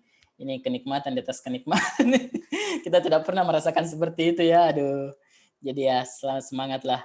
Oke, nomor 12 pertanyaan selanjutnya Mbak Elmiana. Assalamualaikum, nama saya Elmiana Oktaviana. Apakah jika seorang pejuang LPDP PNS ASN, kesiapan administrasi yang dibutuhkan tersedia lengkap di web LPDP? Atau apakah Mulyana tahu kelengkapan administrasinya? Bagaimana? Ini sepertinya ya, semua kelengkapan beasiswa LPDP itu ada di websitenya masing-masing. Jadi di bukletnya itu kita akan diberikan buklet untuk panduan untuk pendaftaran beasiswa afirmasi berbeda karena pasti skor TOEFL-nya juga berbeda. Panduan untuk beasiswa targeted yang termasuk targeted itu PNS Polri, TNI Polri itu berbeda juga, dan untuk panduan reguler. Jadi ketiga-tiganya itu akan dipisahkan panduannya, tidak satu. Jadi teman-teman akan lebih fokus dan semuanya itu ada. Ya bohong kalau tidak ada. Semua itu ada dan teman-teman akan kunjungi website LPDP, di situ sudah lengkap panduannya. Oke, mantap. Jadi ada ya semuanya, singkat aja. Oke, nah ini pertanyaan penting ini dari Mbak Yeni. Assalamualaikum Kak, untuk sertifikat TOEFL apakah ada persyaratan harus dari lembaga apa? Untuk prestasi, apakah harus menggunakan bukti sertifikat? Nah, bagaimana Mbak? Bagaimana kalau sertifikat TOEFL sama prestasi? Silahkan nanti Kak Kak Furkon membantu saya soal sertifikat ini ya, karena Kak Furkon ada lembaga ini ya yang mengadakan ini. Untuk sertifikat TOEFL itu yang saya tahu itu memang tidak boleh abal-abal, tidak boleh prediksi, bahkan ada yang tidak lolos karena menggunakan prediksi. Harus benar-benar keluaran dari ETS ya Kak. Iya, benar sekali. Benar. Nah, nanti dilanjutkan sama Kak Furkon. Dan untuk yang poin yang kedua itu untuk prestasi, apakah harus menggunakan bukti sertifikat? LPDP sebenarnya teman-teman tidak pernah meminta sertifikat untuk dilampirkan. Pada saat kita menulis prestasi di list tahap administrasi itu LPDP tidak meminta mana bukti sertifikatnya, tidak. Nah, tapi itu kembali lagi itu adalah sebuah kejujuran diri, karena saya ini yang saya rasakan pada saat wawancara kemarin. Pada saat saya wawancara, ini mungkin perasaan atau bagaimana ya, kan nama lengkap saya sebenarnya Mulyana M. Mursalim itu sebenarnya tidak ada di nama lengkap saya kalau di ijazah. Tapi kenapa pewawancara pada saat mewawancara saya itu, dia tahu nama lengkap saya. Oh, Mbak Mulyana Mursalim ya. Dia taunya dari mana Mursalimnya? Nah, mungkin sebelumnya mungkin pewawancaranya searching dan cari tahu, dan itu sih karena sebelum mewawancara itu dia pasti akan cari tahu kita kevalidan buktinya kita, dan supaya jangan sampai mengarang di poin pendaftaran Anda memasukkan prestasi yang sama sekali teman-teman tidak pernah dapatkan itu, karena itu akan jadi bumerang teman-teman. Dan ingat, integritas poin salah satu nilai dari LPDP itu adalah integritas teman-teman. Jadi jadilah apa adanya, jujur. Kalau teman-teman tidak punya prestasi ya jujur saja, tapi pasti teman-teman punya poin seperti itu. Karena kita tidak tahu ya Kak Furkon, ini masih jadi misteri, sosok yang dicari LPDP itu seperti apa. Ada senior saya biasa-biasa saja tapi dia lolos LPDP, ada yang senior saya yang banyak kali conference ikut, dia adalah mahasiswa berprestasi ikut conference, tapi kenapa dia tidak lolos LPDP? Berarti yang ini masih jadi misteri dan pertanyaan bagi kita. Sebenarnya sosok yang dicari LPDP itu seperti apa? Tapi yang saya tekankan adalah yang disampaikan oleh Ibu Ratna, salah satu, dan Pak Dwi Larso, memang Direktur Lembaga Beasiswa, yang dicari beasiswa oleh LPDP itu adalah orang yang mau berkontribusi, orang yang benar-benar berintegritas dan tahu tujuan masa depannya nanti mau kemana gitu. Mau ingat itu, tekankan pada poin kontribusi. Oke, makasih banyak. Ya. Mungkin saya bisa tambahkan untuk pertanyaan Mbak Yeni tentang sertifikat TOEFL. Memang kegiatan ini diadakan oleh Melvin ya, lembaga kami. Cuman meskipun saya tidak secara resmi partner dengan LPDP, kami cuman memberdayakan award-award yang telah ada. Ya, sebenarnya saya tidak boleh memasang logo LPDP di situ, saya sudah ditegur kemarin. Tapi mudah-mudahan untuk untuk event selanjutnya tidak boleh seperti itu. Tapi untuk sorry ini ada yang masuk suaranya. Saya mute dulu ya. Oke. Jadi Mbak Mulyana bisa Jadi sampai mana tadi? Oke, jadi saya tadi tambahkan untuk sertifikat TOEFL-nya itu kan banyak sekali jenis sertifikat di luar, dan saya banyak sekali mendapat DM, Kak, bisa nggak layani sertifikat ini, sertifikat itu, dan sertifikat ini. Oke, jadi untuk sebagai penambah ya, informasi tambah teman-teman, banyak sekali jenis sertifikat, ada sertifikat prediction, ada sertifikat ITP, ada sertifikat yang tidak jelas, dan yang diminta LPDP di sini adalah sertifikat ITP. ITP itu institutional test atau bisa dikatakan sebagai paper based test. Kalau paper based test itu pertama ya, dia ada logo ITS di sertifikatnya. Jadi kalau misalnya teman-teman diiming-imingin dengan tes atau sertifikat TOEFL yang murah, misalnya ada kan banyak sekali yang sekarang beredar di sosial media, baik di Facebook atau Instagram, itu menamakan bahwa dia tes TOEFL yang murah, 100.000 ya, 150.000 dapat sertifikat. Nah, ini prediction semua teman-teman ya. Untuk sertifikat TOEFL yang institusional itu dia minimal harganya 500.000 sampai 600.000. Jadi kalau kalian dapat tes TOEFL yang di bawah daripada harga itu bukan tes institusional, itu cuma prediction aja. Dan harus ada logo ITS-nya. Kalau tidak ada logo ITS-nya berarti itu bukan institusional, itu bukan yang diminta oleh LPDP. Dan sepertinya itu hampir semua beasiswa juga minta ITP teman-teman ya. Jadi khusus untuk itu kalian harus ya, paling amannya kalau misalnya yang bertanya di mana sih bisa kita dapat tes TOEFL ITP gitu yang institusional, itu bagusnya kalian pergi ke kampus ya, ke kampus-kampus swasta ataupun kampus negeri. Nah, di situ masing-masing mereka pasti ada lembaga bahasanya. Nah, kalian pergi ke lembaga bahasa, bertanyalah ada tidak tes TOEFL ITP di sini. Di situ baru kita bisa mengambil tes TOEFL di situ. Lebih amannya di situ, adalah lembaga-lembaga bahasa di kampus-kampus swasta maupun kampus negeri. Lalu kemudian apakah untuk prestasi? Ini sedikit saya memberikan motivasi juga ke teman-teman. Kalau saya baca CV-nya Mbak Mulyana ini, wah saya malu-malu rasanya. Saya ini alumni dari luar negeri tapi prestasi saya kalah jauh banyak dari Mbak Mulyana. Saya cuma sempat jadi ketua lembaga dakwah di kampus itu aja yang saya jual teman-teman waktu di LPDP. Dan alhamdulillah ya lulus.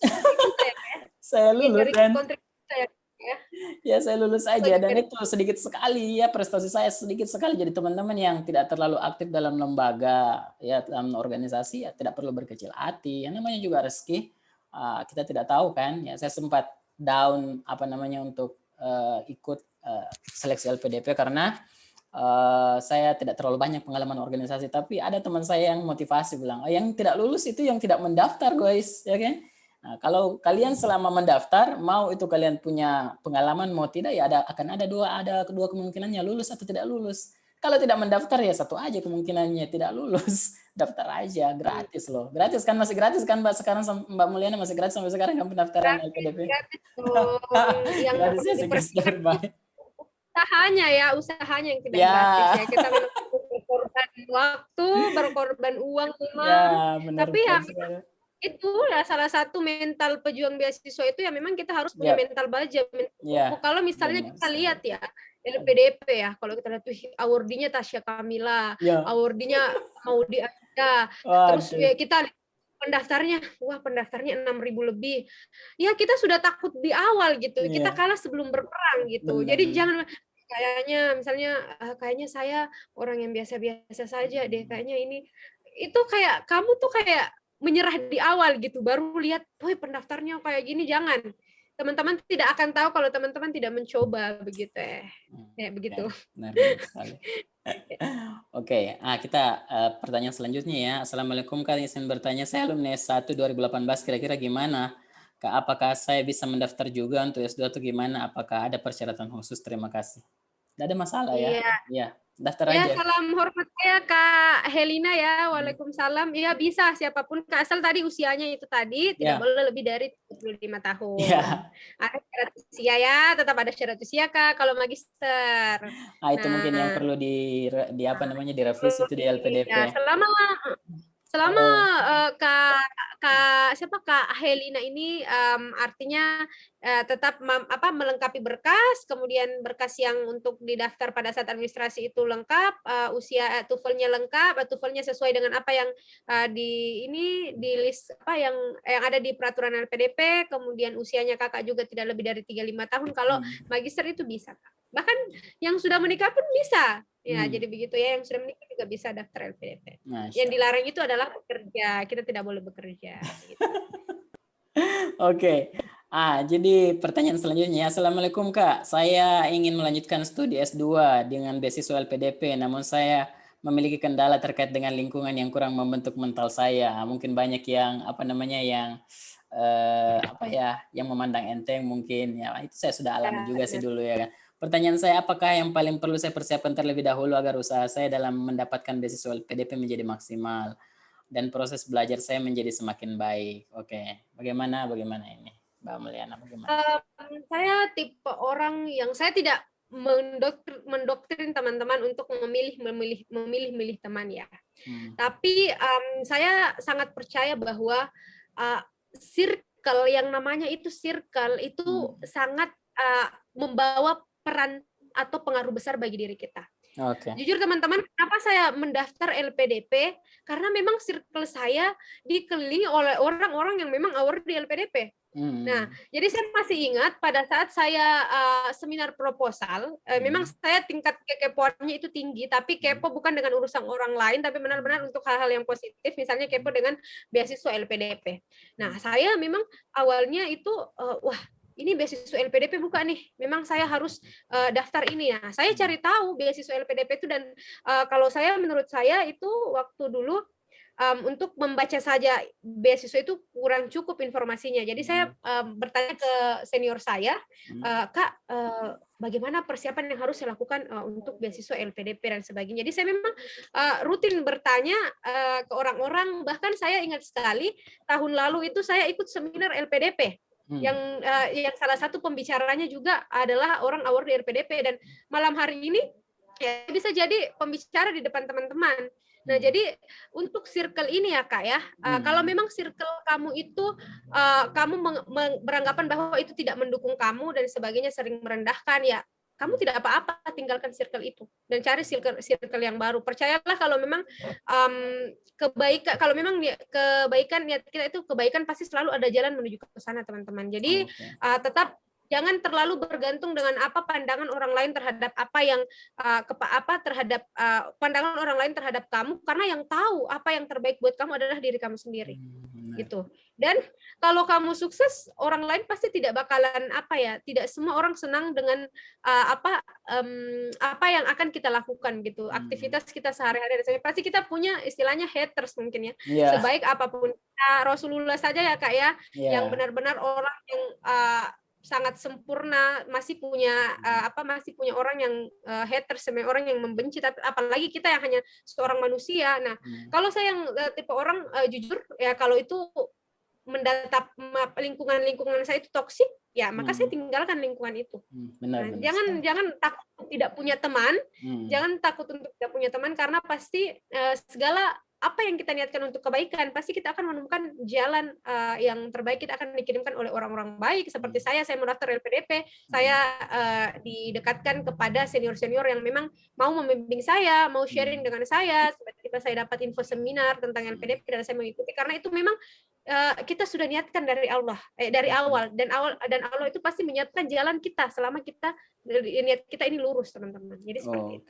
Jadi jangan terlalu omongan orang itu tidak perlu kita dengarkan semuanya, teman-teman. Terkadang kita perlu menutup telinga untuk beberapa hal yang menurut kita bisa membuat kita down dan sebagainya, tapi itu omongan orang itu dijadikan bahan bakar untuk kita bisa melesat lebih jauh. Wih, mantap. Oke, jadi mungkin sedikit tambahan juga ya untuk Mbak Tursina. Oke. Jadi ada biasa quote-quote psikologi nih yang bilang seperti ini. Katanya kalau kita lagi curhat, if you tell someone your problem, and then maybe 80% don't care. Ya, 80% orang itu tidak peduli. And 20% glad you have it. 20% itu bahagia kamu dapat masalah itu. Seperti itulah biasanya, seperti itu ya. Jadi untuk Mbak Tursina, kalau misalnya lagi ngerencanain ini dan itu, nggak usah digembor-gemborin aja dulu kemana-mana ya bekerja aja dulu ya, diam aja, karena haters itu kita tidak bisa deteksi terkadang, bahkan biasa dia datang dari orang yang paling dekat loh. Kalau misalnya kalau kita bisa tinggalin, ya bisa aja, enak aja kalau teman, tapi kalau misalnya sepupu atau misalnya lagi kakak atau adik itu nggak bisa kita tinggalin. Jadi ya stay calm aja, diam-diam aja. Pada saat sudah keluar pengumumannya, barulah gembor kemana-mana. Wah, itu bikin riuh semua itu. Jadi jangan kita diam-diam ya, diam-diam begitu, diam-diam. Wow, jangan kayak ayam ya, turunnya satu kemana-mana. Iya, padahal belum manen kan. Bahkan itu yang saya alami kemarin, karena saya kan tidak terlalu jago bahasa Inggris, beda dengan Kak Fulkon mungkin yang memang bahasa Inggris. Oh enggak lah, biasa aja saya. Tapi justru ada teman saya yang jago bahasa Inggris tapi dia tidak lolos gitu ya. Saya diam-diam saja, dia bilang, kamu beneran mau daftar LPDP? Ya, emang kamu pernah tes TOEFL? Bilang belum. Ya, tapi saya satu kali tes TOEFL ya sudah memenuhi standar afirmasi, sudah alhamdulillah ya. Benar sekali. Jadi rezeki itu, percaya teman-teman, selalu ada jalan kalau niat kita untuk kebaikan dan pendidikan. Satu hal juga yang saya lihat dari LPDP itu terkadang dia mencari kriteria seorang pemimpin sebenarnya ya Mbak ya. Dia mencari kriteria seorang pemimpin, dan pemimpin itu nggak boleh sombong dan congkak, dan dia juga nggak boleh menjadi bos. Dia tidak mencari bos, dia mencari sosok leader. Leader itu kan dia harus mengayomi banyak orang, harus komunikatifnya dengan orang bagus, dan tidak menyuruh kiri kanan. Kalau misalnya pada saat leaderless dulu itu biasa kelihatan, atau pada saat wawancara kelihatan, oh ini orangnya agak arogan ini, dia tidak bisa memimpin orang lain, dia tidak bisa berikan kontribusi ke orang. Ini jadi janganlah memperlihatkan sifat-sifat seperti itu ketika kalian wawancara ya. Biasa-biasa aja, santai aja. Ada kemarin senior itu yang dari dia sudah S2 di Belanda ya. Dia mau lanjut PhD, dia kan sudah merasa jumawa gitu kan, bilang saya ini S2 di Belanda, siapa sih yang mau berani tantang saya dalam debat? Dia debat hebat dengan orang lain, tidak lulus dia. Oke, jadi ya biasa aja lah, menjawab sesuai proporsional ya. Kalau ditanya A, jawabannya A, jangan sampai set jawabannya ya.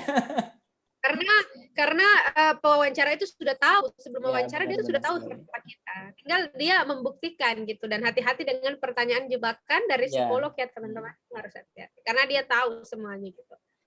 Kalau Mbak Mulyana kemarin ditanya tentang asmara nggak sama sama pewawancaranya? Misalnya kalau kamu nanti menikah bagaimana dan lain-lain, itu sempat ditanya kayak gitu loh. Ini yang jadi yang jadi pembeda dari pewawancara-pewawancara sebelumnya. Kalau yang saya pelajari dan saya bertanya ke teman-teman yang lain, bagaimana wawancaranya. Untuk tahun ini, Kak, LPDP itu tidak menyinggung hal-hal yang sangat pribadi bagi kita. Ya. Mungkin kemarin ada yang bahkan ditanya orang tuamu kerja apa, itu sama sekali LPDP tidak melihat itu. Yang benar-benar yang dilihat sekarang itu adalah esai yang sudah kita tulis, kemudian kontribusi apa yang sudah kita lakukan dan mau jadi apa kita setelah nanti. Karena di pendaftaran tahap administrasi itu memang ada apa kekurangan dan kelebihan, apa keunggulan, pengalaman apa yang membanggakan yang pernah teman-teman, itu sudah ada formnya teman-teman. Dan kita tidak akan ditanya soal pertanyaan asmara. Beda tahun 2 dan itu ada teman-teman di terakhir 2019 ya. 2019 itu ada saya ditanya seperti itu. Kamu umur berapa menikah? Bahkan pada saat saya gladi saya ditanya seperti itu. Nah, tapi alhamdulillah tidak ada. Karena itu memang ada beberapa orang yang protes, Kak, terkait dengan pertanyaan-pertanyaan seperti itu. Termasuk wawancara untuk tes wawancara kebangsaan. Itu ditiadakan tahun ini.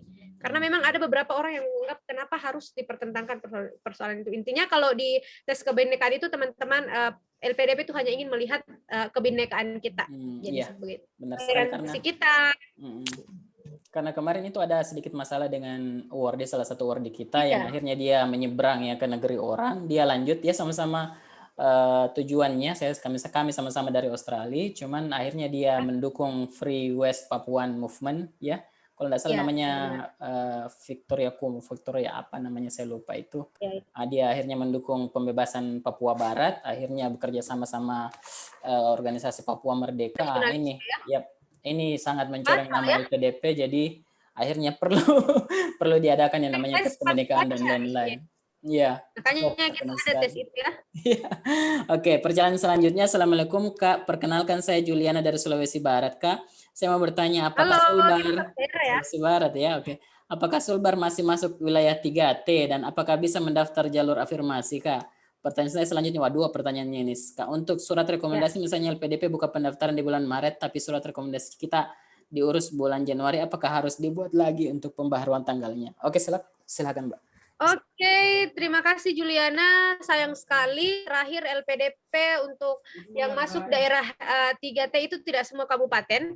Memang LPDP itu masuk daerah 3T itu di daerah Mamuju Tengah dan Polewali Mandar. Nah, terakhir LPDP masuk kategori Sulbar itu masuk kategori 3T di provinsi di Kabupaten Polewali Mandar itu itu tahun 2019. 2020, 2021 sudah tidak ada daerah 3T di Sulawesi Barat. Jadi sudah tidak ini lagi ya, tidak terhitung daerah 3T. Jadi sayang sekali. Aduh, sayang sekali itu ya. Padahal itu tambang emas itu 3T. Ya, 3T. Jadi banyak senior-senior saya yang di Sulbar itu yang daftar jalur 3T yang bagian Polewali Mandar itu banyak yang lolos di LN ya. Karena memang itu passing grade-nya rendah gitu, tidak terlalu tinggi. Dan untuk surat rekomendasi, usahakan teman-teman surat rekomendasi itu paling lama itu 1 bulan ya, 1 bulan. Usahakan perbarui karena bisa jadi itu memang tidak dikatakan di situ terkait batas surat rekomendasi, tapi saya tidak sarankan untuk surat rekomendasi yang lama karena bisa jadi teman-teman buat rekomendasi itu tiba-tiba ambil dari bos teman-teman bekerja dan sudah berganti dan sebagainya, dan pas dicek ternyata sudah bukan lagi itu bosnya dan sebagainya, itu kan siapa tahu seperti itu. Jadi saya sarankan paling lama itu 1 bulan. Silakan ambil rekomendasi lagi gitu. Oke, nah ini ada pertanyaan ini. Sepertinya kita belum kualifikasi nih untuk ini qualified. Pertanyaan kedua, jika ingin melanjutkan ke jenjang doktoral, wah mantap ini Mbak Mulyana mungkin bisa jawab. Adakah tips yang harus saya kencangkan dan harus garis bawahi agar saya percaya diri dan bisa lulus beasiswa doktoral LPDP ini? Wah, saya mau ini juga kalau ada nasihatnya dari Mbak Mulyana ini bisa juga untuk saya. Karena jujur setelah saya lanjut S2 ke Australia ini langsung saya kehilangan harga diri setelah 2 tahun di sana. Wah, saya pulang hidup-hidup aja ini sudah lumayan, Mbak. Ada beberapa teman-teman yang pulang dalam keadaan tidak normal lagi, ada yang stres, ada yang depresi, bahkan ada yang gila. Ini ada beberapa 5% orang yang kayak gitu. Ya, dan untuk menemukan motivasi kembali nih masih saya butuh. Siapa tahu ada motivasi dari Mbak Mulyana mungkin, silahkan. Karena saya masih magister ya Mbak Elmaya, tapi saya beruntungnya karena di PK ini persiapan keberangkatan, jadi untuk pener hour di LPDP itu kita ada namanya persiapan keberangkatan, jadi kita akan bertemu dengan teman-teman yang melanjutkan doktoralnya, yang menyentuhkan magisternya dari berbagai daerah dan tujuan kampus luar dan maupun dalam negeri. Nah, untuk ini saya bisa sedikit memberikan ada tips yang harus saya kencangkan dan harus digarisbawahi karena kemarin sedikit informasi saya ada teman ya, bukan teman sih, lebih kepada senior. Dia ini S2 dan dia seorang dosen PNS, tapi qadarullah dia tidak lolos untuk beasiswa S3 LPDP. Nah, saya kemudian tanya karena dia sempat sharing pada saat tes wawancara ya. Yang saya tanggapi di situ, Kak, kenapa bisa dia menyatakan bahwa pada saat tes wawancara katanya untuk di bagian riset dia tidak terlalu tidak terlalu kulik lebih dalam tentang apa yang akan dia teliti seperti itu. Dan terakhir di pewawancara itu mengatakan ini kebaharuan dari penelitian kamu itu belum saya temukan begitu. Jadi untuk program doktoral, dan ini juga memang mungkin saya sempat bertanya kemarin sama teman-teman saya yang mau melanjutkan doktoral, yang jelas kalau doktoral itu selama kita yang paling penting itu adalah hasil publikasi dan riset, Kak.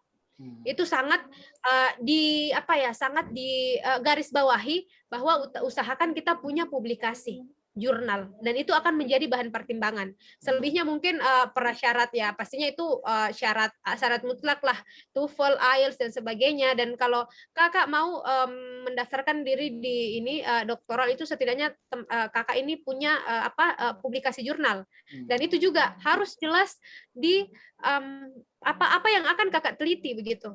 Dan lebih bagusnya lagi, lebih gampang kalau kakak ini sudah punya LOE. Nah, jadi kebanyakan yang daftar doktoral ini strategi yang dia siapkan itu adalah menyiapkan LOE. Nah, kalau sudah ada LOE, kemudian sudah ada pengalaman mengabdi ya, pengabdian juga itu penting. Pengabdian menjadi seorang dosen, kemudian ada publikasi yang terindeks nasional, mungkin kalau jurnal ya itu sudah luar biasa ya. Selebihnya mungkin lebih karena pasti untuk doktoral itu jenjang pendidikannya lebih tinggi ya, pasti dinamika untuk pendaftarannya pasti banyak, dan mungkin lebih itu sih Kak, lebih pewawancara akan lebih melihat apa yang akan kita teliti, kualitas diri kita, pengabdian kita, apakah kita pernah melakukan publikasi, sebenarnya itu sih intinya. Kalau untuk doktoral, jadi bisa Kak, selama kita semangat gitu dan benar-benar mempersiapkan segalanya dengan baik. Banyak dosen saya yang daftar juga, dosen saya di Unhas daftar S3 LPDP. Oke, ini masih banyak sekali pertanyaan dan sepertinya kita sudah kehabisan waktu teman-temannya. Jadi mungkin untuk pertanyaan-pertanyaan yang belum dijawab nanti bisa DM langsung Mbak Mulyananya, karena beliau sudah berjanji untuk berkontribusi buat negara. Insya Allah kalau beliau di DM itu langsung dibalas. Tapi mungkin kita atau ini masih ada waktu. Pilih dua pertanyaan dulu karena Oke, kalau begitu ya masih bisa 2 pertanyaan lagi nggak? Bisa? Ya, mungkin bisa ya. Oke, 2 pertanyaan silakan terakhir dipilih ya. Saya yang pilih. Oke, silakan. Oke, ini sudah tadi yang mana nih? Umi sudah ya. Sudah. Dharma semester 8 ini pertanyaan niat motivasi seperti apa yang perlu kita tanamkan pada diri besar PDP. Itu tadi sudah kita bahas ya, niat dan motivasi itu sudah ada di awal ya. Oke. Assalamualaikum warahmatullahi wabarakatuh. Kak, izin saya ingin bertanya nilai TOEFL begitu pengaruhnya LPDP saja berdasarkan saya bukan jurusan bahasa Inggris, mereka saya jurusan PGSD. Iya, nilai TOEFL itu tidak bisa ditawar-tawar teman-teman. Jadi kalau jalur reguler 500, di bawah itu ya pasti Anda tidak lolos berkas. Jadi itu ya. Ya, itu harus ya, reguler memang itu 500 ya teman-teman, memang harus berjuang ya, dan LPDP itu tidak mengganti biaya TOEFL, dan jadi seperti itu memang tidak boleh. TOEFL ini hal yang tidak bisa ditawar-tawar. Misalnya saya bukan dari jurusan bahasa Inggris, saya dari jurusan apapun, pokoknya reguler itu 500 gitu, tidak boleh ya. Untuk surat rekomendasi untuk surat rekomendasi jika sudah bekerja di tempat lain tapi ingin mengambil surat rekomendasi dari kampus apa? Oh, bisa. Kalau untuk yang sudah bekerja bisa sih sebenarnya, kalau untuk yang sudah bekerja itu sebenarnya bisa tetap ambil di kampus, satu dari akademisi, satu juga dari tempat teman-teman bekerja. Nah, usahakan 2, tapi lebih bagusnya nanti kalau sudah bekerja lama itu bagusnya dari atasan saja gitu. Kecuali teman-teman yang fresh graduate dan mungkin bekerjanya itu masih jangka waktu 1 tahun 2 tahun itu bisa ya. Jadi untuk surat rekomendasi itu sebenarnya baiknya kalau yang baru lulus itu ini juga penting untuk rekomendasi ya. Banyak yang tanya Kak, kita tambahkan. Rekomendasi itu teman-teman bukan melihat siapa orang besar, misalnya teman-teman gubernur ambil surat rekomendasi gubernur, tapi rekomendasi itu sebenarnya bukan hanya diperlukan nama dari orang yang memberikan rekomendasi, tapi lebih kepada orang yang lebih mengenal teman-teman. Kalau di akademisi mungkin yang lebih mengenal teman-teman itu adalah pembimbing teman-teman saat skripsi, dosen teman-teman. Jadi begitu, tidak perlu minta rekomendasi bupati yang tidak mengenal Anda gitu. Nah, jangan hanya jual nama, tapi betul-betul orang yang benar-benar mengenal Anda yang bisa memaparkan menarasikan diri Anda dengan tepat. Itu kalau surat rekomendasi ya. Kemudian saya Amanda izin bertanya Kak, jika belum berkontribusi membanggakan bagaimana tipsnya Kak, apa kita harus volunteer? Oh, ini tadi yang sudah dibahas, kontribusi itu banyak macamnya Kak ya. Kontribusi banyak macamnya. Bahkan kemarin ada senior saya, kontribusinya itu dia mengajar orang mengaji di TPA dan dia lolos. Dia menyebutkan itu. Itu artinya kontribusi itu sekecil apapun itu teman-teman. Jadi tidak harus volunteer, teman-teman mungkin pernah menulis jurnal, itu juga bagian dari kontribusi. Nah, teman-teman mengajar itu juga bagian dari kontribusi. Jadi beda-beda, jangan definisikan kontribusi yang harus wow gitu, yang sederhana, yang penting ada kebermanfaatannya untuk sesama gitu. Ini yang mau saya tambahkan ini tentang kontribusi tadi dari Mbak Amanda ya. Mbak Amanda di kontribusi ini kemarin ada teman itu dia tidak ada kontribusinya sama sekali. Cuman katanya ibunya itu sempat sakit. Ya sempat sakit. Nah, jadi dia terpaksa harus mengambil cuti di kampusnya dan pulang ke kampung mengurus ibunya yang sakit, tidak bisa bangun, tidak bisa minum sendiri. Dia masukkan itu kontribusi mengurus ibunya ke dalam LPDP dan ternyata lulus loh. Bayangin loh, ini bukan kontribusi apa-apa ini kalau kita, cuman ini intinya coba aja dulu, lulus tidak lulus urusan belakang ya, belakangan. Oke, kalau mungkin saya sedikit informasi sebenarnya kalau esai dan personal statement itu sebenarnya apa ya? Bukan formalitas juga sih, tapi beda dengan beasiswa AAS itu yang benar-benar esainya dinilai. Kalau LPDP itu sebenarnya tidak terlalu ini, tapi itu sangat penting nanti pada saat wawancara. Jadi memang harus dimaksimalkan. Jadi tulis saja dulu teman-teman. Karena saat ini banyak nih teman-teman yang lolos administrasi ya, cuman sedang tahap kedua ini dan saya banyak diteror lagi dengan pertanyaan di DM ini Kak. Oke, pertanyaan terakhir ini Mbak, pertanyaan terakhir the last. Ya.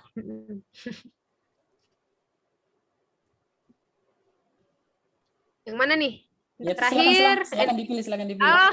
Perkenalkan nama saya, izin bertanya niat motivasi sudah tadi ini ya. Oh ya, tadi terakhir bisa 2 rekomendasi, boleh 2, boleh 3, boleh 4. Yang jelas ada rekomendasi ya.